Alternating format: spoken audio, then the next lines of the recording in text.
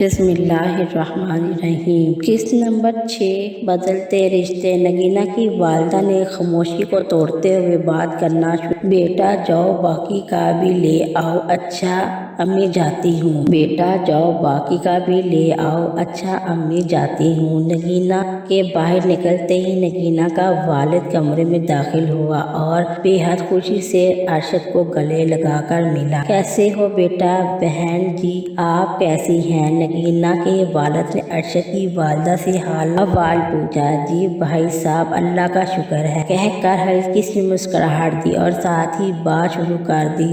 بھائی صاحب ہم لمبی چوڑی گفتگو کے قائل نہیں ہیں۔ مجھے آپ کی بیٹی کو اپنی بہو بنانا ہے اور ہم ہاتھ مانگنے آئے ہیں۔ مجھے آپ کی بیٹی پسند ہے۔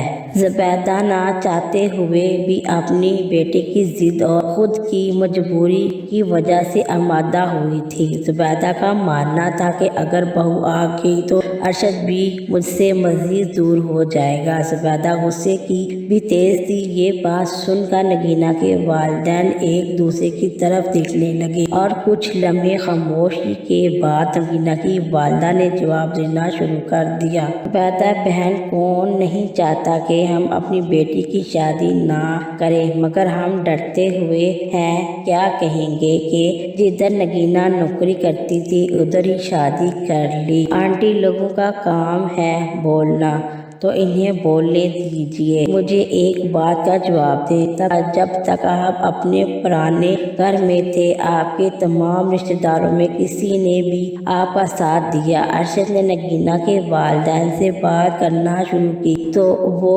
تو بات ٹھیک ہے بیٹا، مگر ہم عزت دار لوگ ہیں۔ ہم نے وہ بھی دن دیکھے ہیں جن کا آپ سوچ بھی نہیں سکتے۔ آنٹی میں سارے حالات سے واقف ہوں۔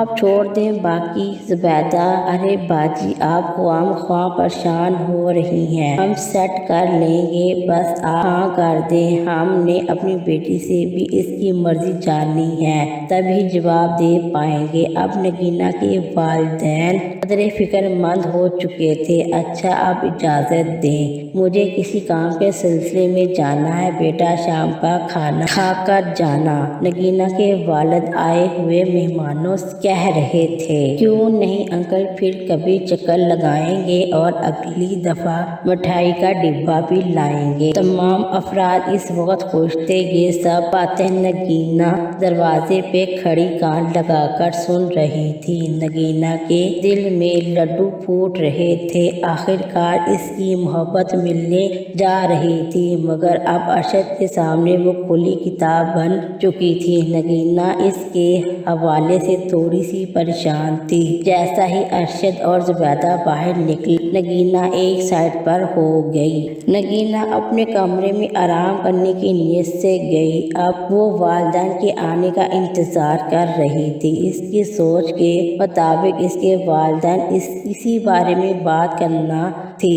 نگینہ بہت خوش تھی۔ بیٹا ہم نے ضروری بات کرنی ہے، تمہارے پاس آئے تھے رشتے والے اور انہیں ساری بات کا پتہ بھی تھا۔ بیٹا اگر تم ہاں کرو گی تو ہم آگے جواب دیں گے۔ نگینہ کچھ لمحے سوچنے کے بعد والدین سے کہنے لگی، امی ابو آپ لوگوں کو حق حاصل ہے، جو آپ کا دل ہے وہ کریں۔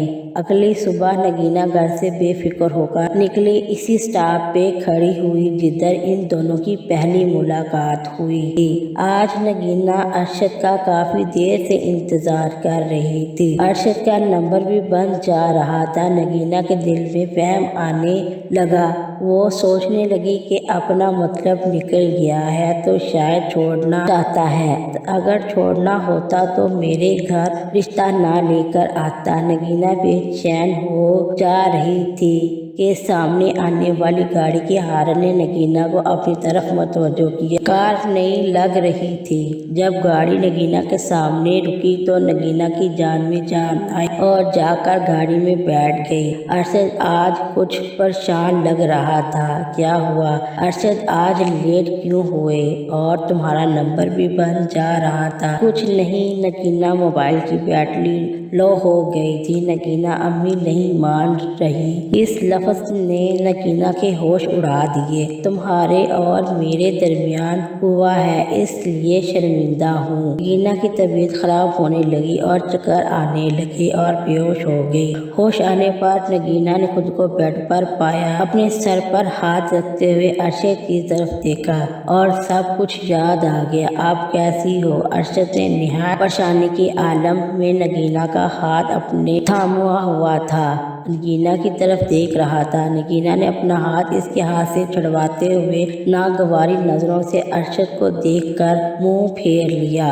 आपने जो करना था कर लिया, जाए अब मुझे अपनी जिंदगी जी लेने दें। नगीना सब परेशान थी, वो ऐसा सोच भी नहीं कर सकती थी अरशद की अम्मा इनकार करेंगी। अरशद ने नगीना को मुतमिन कर दिया था, शादी मैं तुमसे ही करूँगा। अच्छा पापा गुस्सा ख़त्म करो, कहीं ना जाएं। नगीना अरशद पर बरस पड़ी। मुझे नहीं पता था आप मुझे इस्तेमाल कर रहे हैं, वरना इतना करीब ना आती। मुझे अकेला छोड़ दें। नगीना की आंखों में आंसू जारी हो गए। अरशद नगीना के आंसू साफ कर रहा था। नगीना मैं तुमसे मजाक किया था, अम्मी जान मान गई हैं और 2 माह शादी के लिए रजामंद हो चुकी हैं। अरशद अपनी बात की वजाहत कर रहा था। आप मुझे आजमा रहे थे अरशद, मैं कभी सोच भी नहीं सकती। मेरी हालत आप देख रही हैं। आपके इस मजाक ने मुझे मौत के मुंह में ला खड़ा कर दिया। अच्छा पापा अब करो,